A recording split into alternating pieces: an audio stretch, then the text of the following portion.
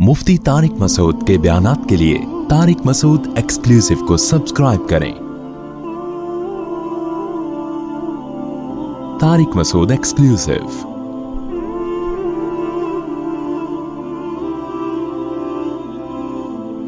सिंध के हुक्मरानों को तो जो होगा अल्लाह पूछेगा उनसे। मेरे भाई, हमें अपनी जिम्मेदारी पूरी करनी है। औ इत्आमुन फी यौमिन ज़ी मस्ग़बा, कुरान कहता है ऐसे दिन में मिस्कीन को तलाश करके खाना खिलाओ जो भूख का दिन है। यतीमन ज़ा मक़रबतिन औ मिस्कीनन ज़ा मतरबा, उस मिस्कीन को खिलाओ जिसको भूख ने उसके पेट को जमीन से मिला दिया हो। और उससे बड़ा जुर्म, वो तो जो हुकूमत ने करना है वो कर, अब परेशान है कि क्या करें। इतनी बड़ी तबाही फैल गई है, अब समझ में ही नहीं आ रहा कि ये पानी कैसे निकलेगा, निकाल के फेंके कहां, जाएगा कहां वो पानी। और उससे बड़ा जुर्म ये कि हमारे मुल्क में ऐसे लोग जो इन मिस्कीनों के नाम को कैश कराकर अपना पेट भरें, ऐसे हरामखोरों की भी कमी नहीं है। ये उससे बड़ा जुर्म है। 2011 में जब सैलाब ज़दगान की मदद के लिए हमारा जाना हुआ तो वहां के मकामी लोगों ने बताया कि हमारे इलाके के बड़ों ने बैरून मुल्क से मदद ली हमारे नाम पे और खा गए। देखो, इससे पता चलता है कि आखिरत पर ईमान कितना जरूरी है। इंसान का आखिरत पर ईमान ना हो, खुदा की कसम उससे बड़ा दरिंदा कोई नहीं है। वो 100 कत्ल भी करे तो कम है। जब उसे पता है कि मुझे सजा ही नहीं मिलेगी आखिरत में, तो 100 कत्ल भी कम है फिर उसके लिए। दुनिया में ऐसे लोग भी हैं, किसी ने अपनी मां को कत्ल किया, किसी ने अपने बाप को कत्ल किया, सगे भाई का खून किया। वजह क्या है? आखिरत का खौफ, आखिरत पर ईमान नहीं है।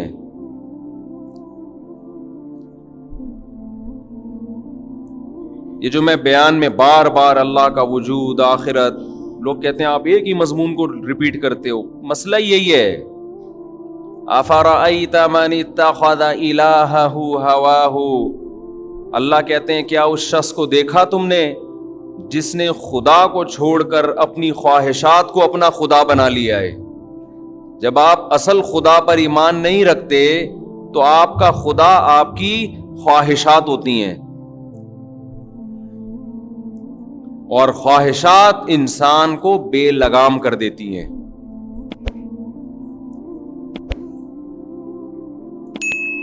ये तो उन लोगों के हालात हैं जो सैलाब से मुतासिर हैं। आपको अपनी सोसाइटी में, आपके अपने रिश्तेदारों में ऐसे मिस्कीन गरीब नजर आएंगे। एक भाई करोड़ों रुपए छाप रहा है, अपनी दौलत को छुपाता फिर रहा है कि कहीं ऐसा ना हो कि मेरा ये दूसरा भूखा भाई मुझसे पैसे मांग ले। ये तो आपको अपनी सोसाइटी में नजर आएगा ये मंजर। तो एक जुर्म तो ये कि इस तबाही के लिए इंतजाम नहीं किया गया। उससे बड़ा जुर्म इन मिस्कीनों और गरीबों को कैश करा के अपना पेट भरा जा रहा है। ये जुल्म करने वाले बास ट्रस्ट भी हैं। हमारे यहां ट्रस्ट को, बाज रिफाही इदारों को रजिस्टर्ड इसलिए किया जाता है कि ब्लैक मनी को वाइट कराया जा सके। कितना बड़ा जुर्म है यार। आप गरीबों और मिस्कीनों के नाम पे आप लेबल लगा रहे हो उनकी मदद का, और आपके मफादात और आपके मकासद कुछ और हैं। हमने तो बाज डाकू ऐसे सुने हैं कि वो गरीब की गुर्बत को देखकर उसको छोड़ देते हैं।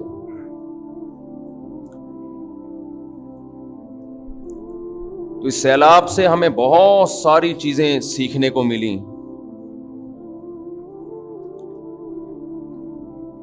کتنے لوگ ہیں جھوٹ بول بول کے جہاں کوئی سیلاب آتا ہے نا تو غمزدہ ہونے کے بجائے خوش ہو جاتے ہیں. کیوں؟ ان کو نوٹ چھاپنے کا ایک بہترین موقع مل گیا. میں اکثر ایک بات آپ سے کہتا ہوں کہ اس ہمارے کنٹری میں پیسہ کمانے کا سب سے بہترین ذریعہ یہ ہے کہ چار دیواری کھڑی کر کے کچھ یتیم بچے لا کے ڈال دو, نوٹ چھاپو.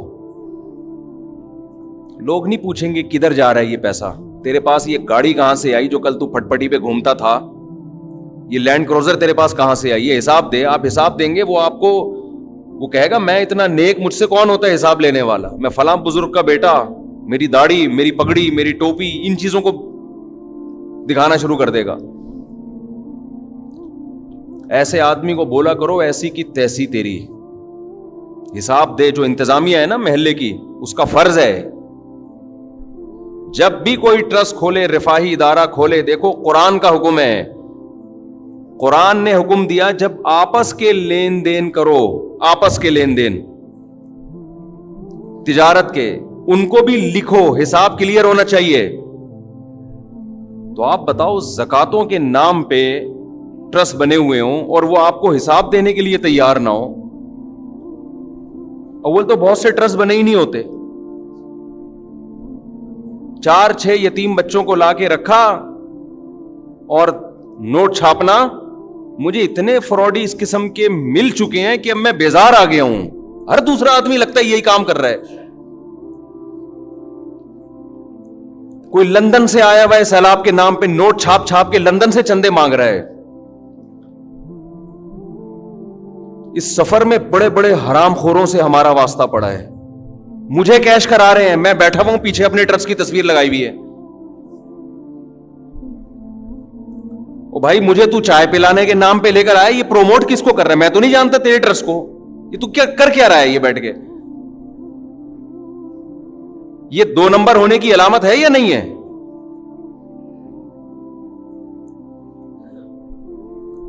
ایک آدمی مشہور ہو جائے, ایک یہ اللہ کی نعمت بھی ہے لیکن ایک آزمائش بھی ہے. ہر آدمی اپنا منجن ہمارے ذریعے سے بیچ رہا ہے یار. ایک صاحب ملے, اپنی ویڈیوز دکھائیں, میں سیلاب زدگان کی مدد کر رہا ہوں اور اتنے ڈبے تقسیم کر رہا ہوں, ویڈیو بنا بنا کے نا پھینک رہے ہیں دنیا میں. میں نے کہا اچھی بات ہے بھائی, کر رہے ہیں, اللہ نے کوئی پابندی نہیں لگائی, سبحان اللہ, اللہ اور برکت دے. بعد میں تحقیق کی تو پتا چلا کہ یہی منجن ہے ان کا پیسے کمانے کا.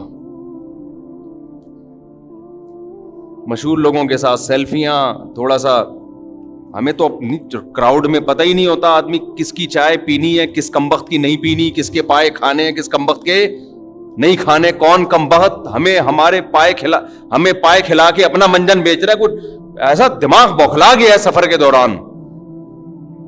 کون عقیدت میں ہاتھ چوم رہا ہے تو سچی مچی کے چوم رہا ہے, کون کمبخت اپنا منجن بیچنے کے لیے چوم رہا ہے.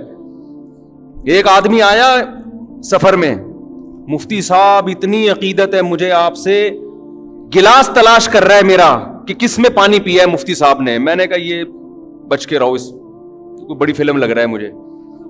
مفتی صاحب نے کس گلاس میں پانی پیا ہے, میں اسی گلاس میں پانی پیوں گا. میں نے کہا اتنی عقیدت اپنے باپ سے نہیں ہوتی کسی کو, تو پتہ نہیں کہاں سے مریخ سے آیا ہے. میں ہوشیار ہو گیا نا کہ اس سے بچ کے رہو. اتنی بڑی داڑھی, ایسے سرمے لگائے ہوئے ہیں. میں نے کہا یہ شکل سے فراڈی لگ رہا ہے مجھے, اس نے سرما کیوں طرح ٹھوپا ہوا ہے کمبخت نے. تیری شادی ہو رہی ہے جو تو سرمے لگا کے آیا یہاں پہ. اتنی بڑی داڑھی ماشاءاللہ, اور آنکھوں میں بڑے بڑے سرموں کے ڈورے, اور بیٹھ گیا کہ جناب میں ابھی زیادہ بتاؤں گا سمجھ جائے گا میری بات ہو رہی ہے. پھر ایک نئی ٹینشن کھڑی ہوگی, میں یوں کرتا ہوں اور میں نے کیا بتاؤں, وہ سمجھ جائے گا. بے غیرت آدمی دبا کے منجن بکوایا. تو میں سمجھ گیا, میں نے کہا اس کے سرمے سے لگ رہا ہے یہ کیا ہے. اتنے سرمے کے جہاز گرے ہیں, نور پیدا کرنے کی کوشش دیکھو آرٹیفیشل طریقے سے. اچھا جب مجھے کہہ رہے ہیں نا کہ میں گلاس تلاش کر رہا ہوں, میں اسی وقت ہوشیار ہو گیا. میں نے کہا اتنی تو ہمیں اپنے ابا سے عقیدت نہیں تھی بھائی کہ ان کا گلاس تلاش کرتے تھے. ہونی چاہیے لیکن اللہ معاف فرمائے. اور عقیدت کا یہ کون سا طریقہ ہے؟ بس ٹھیک ہے, اتنی بھی چلتی ہے کہ ایک جھوٹا ہے تو بعض لوگ عقیدت میں پی لیتے ہیں, اتنا کافی ہے. جہاں ملک میں کوئی ڈیزاسٹر آیا, کوئی سیلاب آیا, اس قسم کے منجن مارکیٹ میں آنا شروع. لندن سے چندے ہو رہے ہیں, امریکہ سے چندے ہو رہے ہیں, ویڈیو بنا بنا کے بھیجیں. اس لندن والوں کو, امریکہ والوں کو بیچاروں کو کیا پتا یہ کمبخت سیلاب سے پریشان نہیں ہے, یہ خوش ہے. یہ 6 ڈبے یہاں بانٹے گا اور باقی کیا کرے گا, یہ پیسہ کمائے گا. کون دیکھ رہا ہے کھڑے ہو کر؟ میں اس نتیجے پہ پہنچا ہوں جب تک کوئی ریلائبل ٹرسٹ نہ ہو, اس کا آڈٹ کا مضبوط نظام نہ ہو, اور آپ نے خود جا کے نہ دیکھا ہو, ہرگز کسی کے ساتھ تعاون کرنے کی ضرورت نہیں ہے. ایسے پیسہ پھینکنے کے بجائے بہتر ہے خود کھا لو. الحمدللہ بہت سے ٹرسٹ ایماندار بھی ہیں, یہ نہیں ہے کہ سارے ہی غلط ہو گئے, یہ مطلب نہیں ہے. رفاہی ادارے الحمدللہ بہت سے ایسے ہیں جو پراپر وے میں کام کر رہے ہیں. بہت سے لوگ نیک بھی ہیں الحمدللہ, لیکن نیک اور اچھے لوگ کم ہیں, اس فیلڈ میں فراڈی لوگ زیادہ ہیں.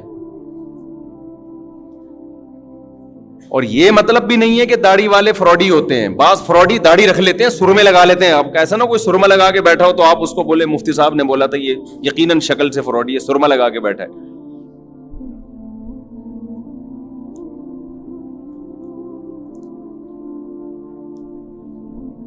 تو یہ بڑے ظالم ہیں کہ ایک طرف ملک میں آفت آئی ہوئی. وہ آپ کو یاد ہوگا 2007 یا 2008 میں جو زلزلہ آیا تھا, لاشیں پڑی ہوئی ہیں, اور کچھ بدبخت کیا کر رہے تھے, جو مردہ لاشیں عورتوں کی پڑی ہوئی ہیں ان کے گلے سے کوئی سونے کی چین کھینچنے کی کوشش کر رہا ہے, کوئی کڑا نکالنے کی کوشش کر رہا ہے. ہاں, انگلیاں کاٹ کے لے گئے. اللہ پہ اعتماد کرو بھائی, جو رزق عزت کے ساتھ مل جائے وہ سوکھی روٹی اس غیر اخلاقی حرکت سے 1000 گنا بہتر ہے. لیکن یہ فلسفہ جب سمجھ میں آئے گا جب دنیا کو مسافر خانہ سمجھے گا. یار جتنا عزت سے مل رہا ہے ٹھیک ہے, یہاں کون سا ہمیشہ رہنا ہے.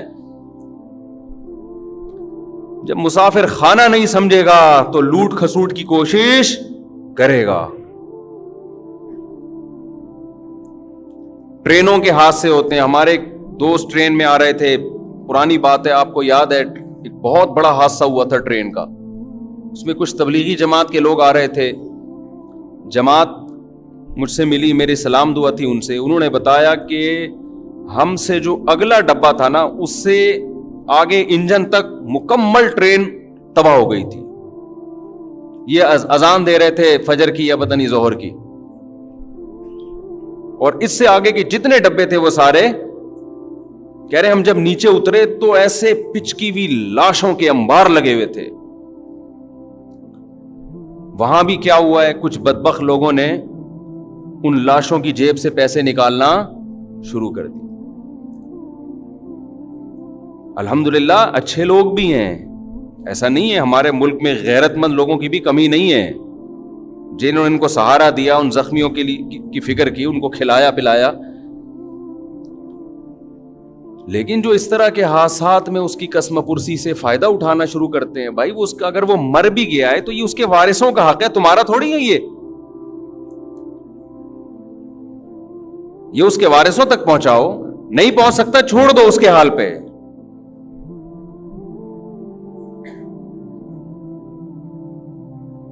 وَلَا تَحْسَبَنَّ اللَّهَ غَافِلًا عَمَّا يَعْمَلُ الظَّالِمُونَ. اللہ کہتے ہیں غافل, اللہ کو غافل مت سمجھو جو کچھ ظالم کر رہا ہے. اللہ پوچھے گا, اللہ نہیں چھوڑے گا.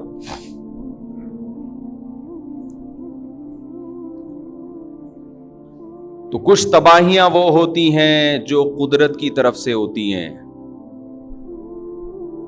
اور کچھ کچھ تباہیاں وہ ہوتی ہیں جو ہماری اپنی مس مینجمنٹ کی وجہ سے ہوتی ہیں. پھر کچھ حالات وہ ہوتے ہیں جن میں آپ غریب اور مسکین کی مدد کرتے ہیں، اور کچھ ظالم وہ ہوتے ہیں جو نہ صرف مدد نہیں کرتے بلکہ ان غریبوں کو کیش کراتے ہیں۔ میرے بھائی، ہماری بہت بڑی ذمہ داری ہے کہ ہم ان لوگوں تک پہنچیں اور صحیح اور غلط میں ہم فرق کریں۔ ایسے ٹرسٹ بھی ہیں کہ جن کے مقاصد ہی کچھ اور ہیں، مقاصد ہی کچھ اور ہیں۔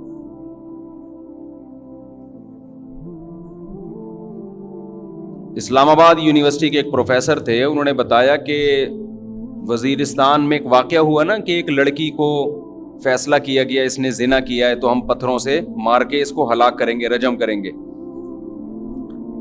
تو انہوں نے بتایا کہ بہت سی این جی اوز ایک دم آواز اٹھائی انہوں نے کہ یہ عورت پہ ظلم ہے کہ اس کو رجم کیا جائے، یہ ظلم ہے، آواز اٹھائی۔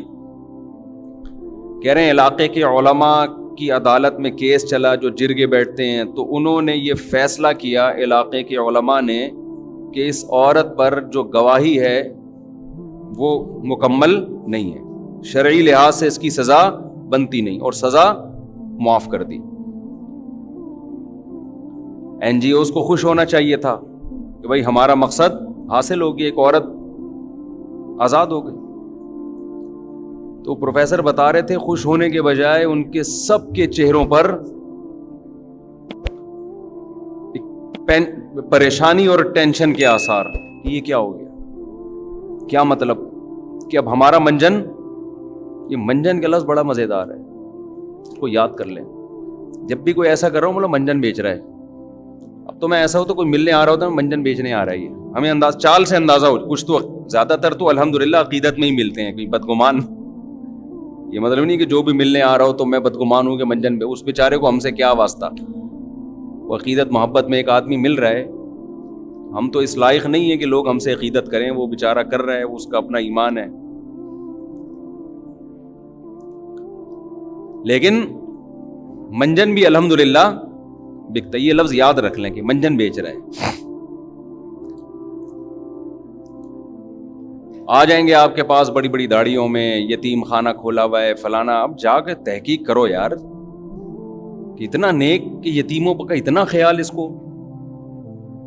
اور ایسے لوگوں میں بہت سو نے اپنی بہنوں کی وراثتیں کھائی ہوئی ہوتی ہیں، اپنے یتیم بھائی کا مال کھایا ہوا ہوتا ہے، تجھے اپنے گھر کے یتیم کی فکر نہیں ہے، تو محلے کے یتیم تو نے لے کے پالے ہوئے ہیں۔ تو قرآن کہتا ہے کہ آپس کے لین دین کو صاف رکھو، آپس کے لین دین کو۔ یہ زکوٰۃ، صدقے، فطر، اس میں بدگمانی سے بچانا ضروری ہے، خوب سمجھ لیں۔ دیکھو نبی صلی اللہ علیہ وسلم ایک خاتون کے ساتھ تنہائی میں کھڑے ہوئے، کسی صحابی نے دیکھ لیا، آپ نے ان صحابی کو بلا کے فرمایا کہ یہ میری زوجہ ہیں، ایسا نہ ہو تمہارے دل میں میرے بارے میں خیال پیدا ہو جائے۔ انہوں نے عرض کیا یا رسول اللہ آپ کے بارے میں کون بدگمان ہو سکتا ہے؟ نبی نے فرمایا یہ تمہارے ایمان کا مسئلہ تھا، اگر ذرا سی بدگمانی آ جاتی تمہارا ایمان ختم ہو جاتا۔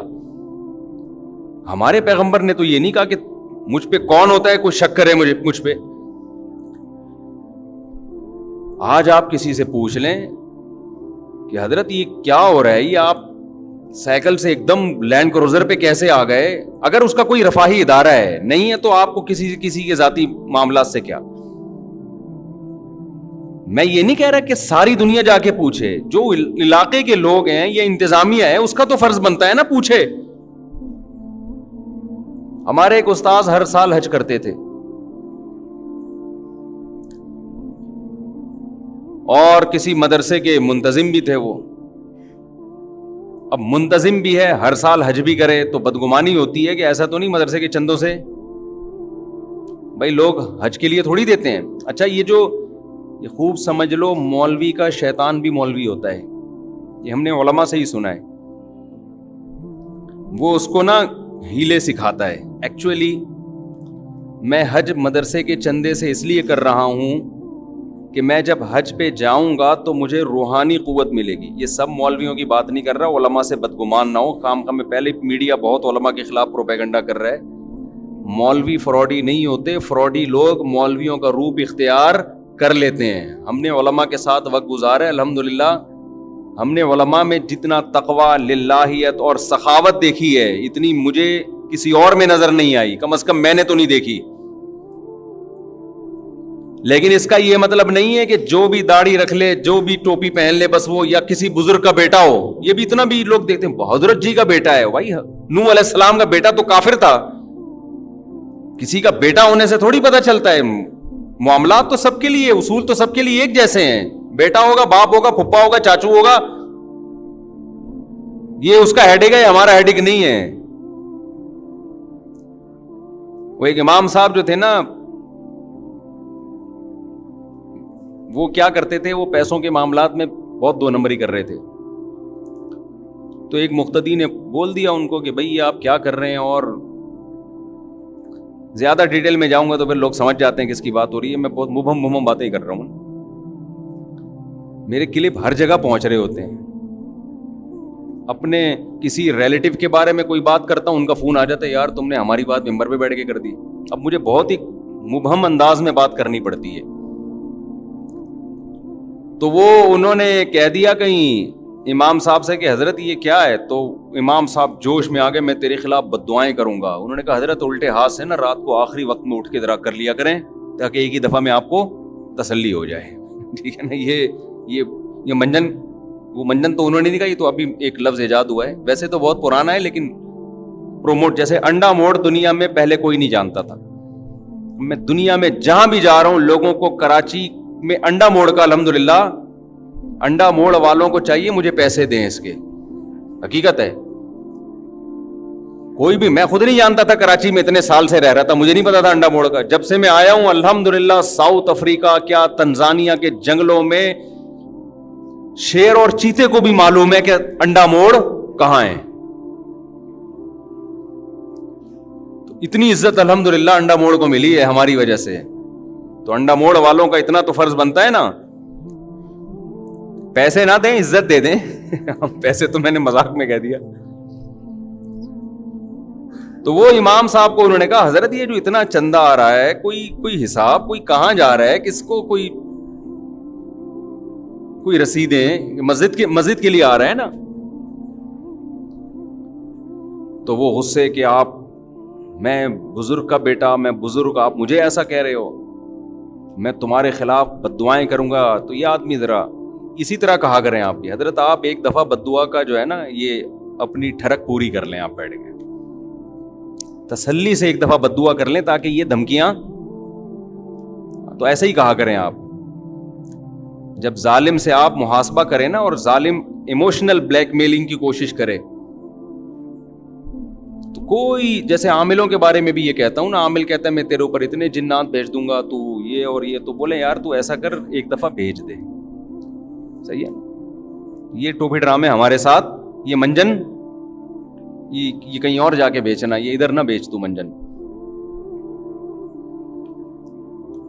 دیکھو بہت سے مسائل آپ کے کانفیڈنس سے حل ہوتے ہیں, جھگڑوں سے حل نہیں ہوتے. وہ ایموشنل بلیک میلنگ پہ آ گیا, آپ ایک دم جذبات میں آ گئے, وہ تو چاہ رہا ہے کہ آپ جذبات میں آؤ. تو آپ کا کام ہے بالکل بھی, سب سے پہلے آپ نے گھبرانا نہیں ہے. ٹھیک ہے نا, گھبرانا نہیں ہے بالکل. خوب سمجھ لیں, بعض چیزوں میں انسان میں اپنے اندر کانفیڈنس پیدا کرنا پڑتا ہے, لیکن اصولی طور پر یہ رفاہی اداروں کے بارے میں بھی ہے, مسجدوں کے بارے میں بھی ہے, مدرسوں کے بارے میں بھی ہے, کہ آپ جب کسی سے پوچھ رہے ہیں, ایسے نہیں کہ ہر ایرا غیرہ آ کے پوچھنا شروع کر دے کہ بھائی تو سائیکل پہ گھومتا تھا, تو نے یتیم خانہ جب سے کھولا ہے, تیرے تو ہر سال حج ہو رہے ہیں, تو یہ کائنڈلی آپ بتائیں گے کہ یہ کیا, کہاں سے آ رہا ہے. اگر اس کو غصہ آ گیا اور لال پیلا نیلا ہونا شروع ہو جائے, اس کا مطلب کہاں سے کھا رہا ہے یہ, بولو انہی یتیموں کے مال کو کھا رہا ہے کم. پھر اگر بولے میری داڑھی دیکھ کے ایسی باتیں کرتے ہوئے تمہیں شرم نہیں آتی, آپ بولو بالکل بھی شرم نہیں آتی ہے. جب آپ کو ایسے کام کرتے ہوئے داڑھی رکھ کے شرم نہیں آتی, تو ہمیں بولتے ہوئے کہاں سے شرم آئے گی. شرم تو کم بخت تمہیں آنی چاہیے. پھر اگر وہ بولے کہ میں بد دعائیں کروں گا, آپ بولو بھائی ابھی کر لے, ابھی کر لے. تاکہ تجھے حسرت نہ رہے کہ میں نے کسی کے خلاف بد دعا نہیں کی. تو وہ مشہور مقولہ ہے نا کہ کوے کی بد دعاؤں سے اگر بیل مرنے لگیں تو کوئی بیل دنیا میں زندہ رہے گا؟ بتاؤ کووں کے کھانے کا بھرپور انتظام کب ہوتا ہے؟ جب کوئی بھینس یا بیل مر جاتی ہے. 6 مہینے تک کووں کا پیٹ بھرتا ہے.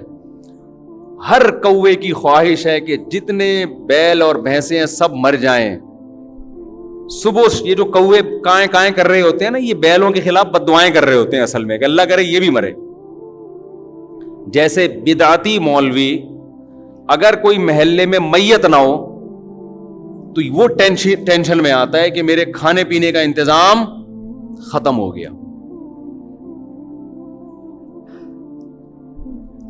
ایسا ہوتا ہے نا کوئی گھر، اب تو یہاں شہروں میں کم ہو گیا، گاؤں دیہاتوں میں بہت ہوتا ہے کہ ایک آدمی کے گھر میں میت ہو گئی تو وہاں کوئی بدعتی مولوی تھا، اس کے مزے لگ گئے. اصالِ ثواب کے نام پہ بریانیاں بھوڑے جا رہے کھانا کھائے جا رہے. بعض لوگ غریب ہوتے ہیں لیکن اللہ نے ان میں غیرت بڑی رکھی ہے. مجھے ایسے لوگ یاد رہ جاتے ہیں. میں جب یہاں آیا امامت کے لیے کئی سال پہلے، تو لوگ عقیدت محبت میں علماء کی دعوت کرتے ہیں. ان کی اپنی عقیدت، ان کی اپنی محبت، ان کو ہم ملامت نہیں کرتے. ان کے ایمان کا تقاضا یہی ہے کہ وہ علماء کی دعوت کریں. ہماری مصروفیات کا تقاضا یہ ہے کہ یہ نہیں کہ جو بھی بلا رہا ہے بس گھر کا کھانا ہی چھوڑ دے آدمی.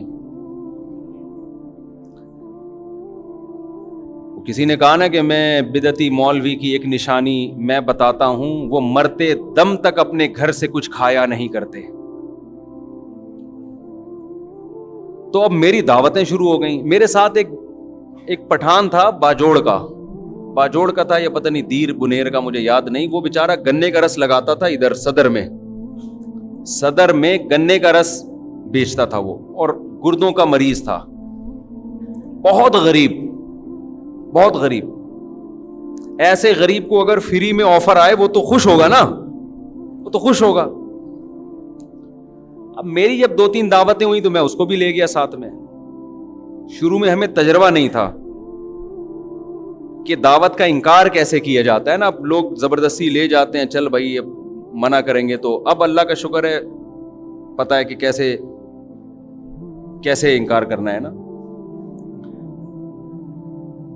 تو 2-3 دعوتوں میں جا کے میں تو پھر سائڈ پہ ہو گیا نا. میں نے کہا بھائی ہمارا اب اس کے علاوہ کیا کوئی کام ہی نہیں ہے. اس کے گھر کے کوفتے اچھے ہیں، وہ پائے اچھے بناتا ہے، وہ بریانی اچھی بناتا ہے، تو وہ چپلی کباب اچھے بناتا ہے تو بناتا ہے. بھائی اب یہ تو نہیں کہ ہم اسی کام میں لگے رہیں. تو جس نے جو دعوت کر رہا تھا نا مسلسل، اس نے کسی اور مولانا صاحب کو پکڑ لیا. اس کا بہرحال ایک اچھا جذبہ تھا، اس کو تو میں نہیں کہوں گا. اس نے کہا یار میرے گھر میں کوئی نہ کوئی دیندار ہونا چاہیے دسترخوان پہ. اس کا یہ جذبہ تھا. اب کسی دوسرے مولانا کو پکڑا، وہ بار بار جا رہے ہیں اور یہ بھی ساتھ میں نا. تو ایک دن وہ مولانا بیچارے دعوت میں پہنچے ہوئے، یہیں بیٹھا ہوا مسجد میں پیچھے بیٹھا ہوا. میں نے کہا یار آپ نہیں گئے دعوت میں؟ کہتا ہے مفتی صاحب غیرت مند آدمی گھر پہ کے کھا کے جو خوش ہوتا ہے وہ دوسرے کے دسترخوان پہ خوش نہیں ہوتا. مجھے اتنا مزہ آیا اس کا یہ جملہ سن کے. میں نے کہا یہ مالدار ہوتا پھر مسئلہ نہیں تھا. اتنا غریب ہو کے بھی اب اس کو شرم آنے شروع ہو گئی ہے کہ یار ٹھیک ہے اگلا طیب خاطر سے دعوت دے رہا ہے، لیکن اپنے گھر کی سوکھی روٹی یہ دوسرے کے دسترخوان کی بریانی سے بہتر ہے. اچھا میری عادت ہوتی ہے ایسے خاندانی آدمی کو تلاش کر کے پھر اس کے ساتھ تعاون کروں. میں ایسے غیرت مند لوگوں کے ساتھ تعاون کرے انسان.